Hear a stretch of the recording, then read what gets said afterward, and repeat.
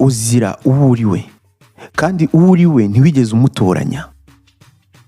Ijya kukurema ntimwigeze mujya umugambi. Wavutse ufite ibiguru bibyibushye, wavutse ufite urutwe runini, uvuka ufite akajosi karekare, uvuga ibihebe cyangwa uburimi. Icyo ngicyo uri cyo nicyo uwaguhanze areba akakwishimira. Nta n'impamvu yo gushaka kwihindura. Turi muri sosiyete, abantu bakunze kwigana abandi, bakunze gufata ibigezweho akaba ari byo bafataho modeli. Muvandimwe, ndagusaba ngo ishimire ukuri, wishimire icyo uri cyo, ntushake kwigira undi kugira ngo ukundwe kurushaho. Ubwo burwayi uraburwaye, ntacyo wabirenzaho.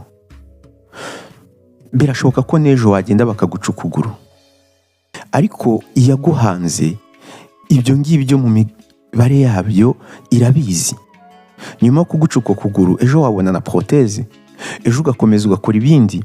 Niba wakoreshaga ayo maguru, none ugatangira gukoresha umutwe, ukanunguka byinshi kurusha ibyo wungukaga.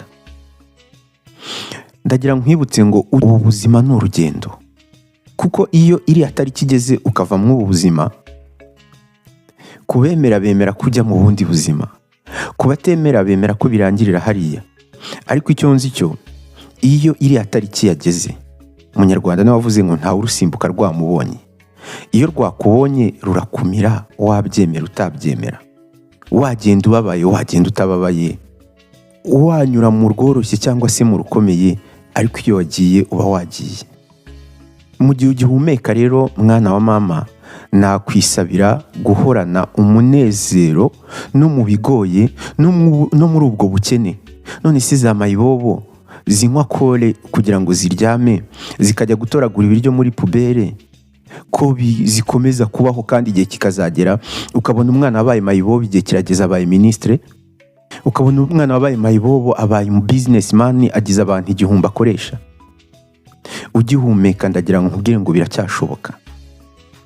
Twese dukundira gufata modeli ku byo tubona, ku byo twakuze twigishwa. Nuko nguko umwana w'umuntu akoze.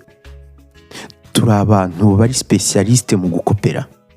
Iyo ugiye kwiga mu ishuri, ntago mwarimu akwigisha ibintu yavumbuye, akwigisha ibintu yasomye mu gitabo, mu yandi magambo nawe akwigisha ibintu yakopeye. Ahubwo we nagushishikariza, niba ugihumeka ukiri mu ubu buzima, reba umuntu wabayeho mu buzima nk'ubwo ubayemo, akaburengaho akaba ageze mu bundi buzima uyu munsi, umwigireho,